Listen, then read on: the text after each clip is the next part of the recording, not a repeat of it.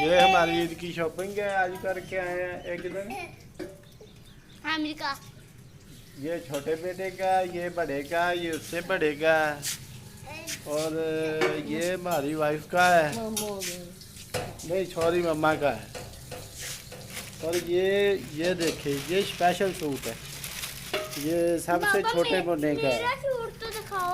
और ये आपका सूट है, इस गंजे का सूट है ये। और ये अभी पम हाँ पता नहीं। ये अभी डिसाइड नहीं हुआ किसका, लेकिन ले आए हैं, 5-7 सूट लेकर आए हैं। और बस हाँ, अभी तो ये देखे कितनी सारी, आप 50,000 रुपये की शॉपिंग करके आए हैं।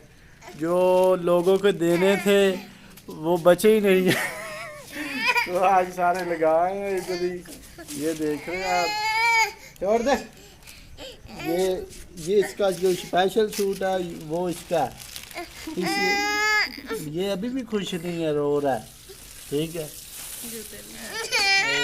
जूते लेके आओ, जूते लेके आ, जूते भी लेके आ।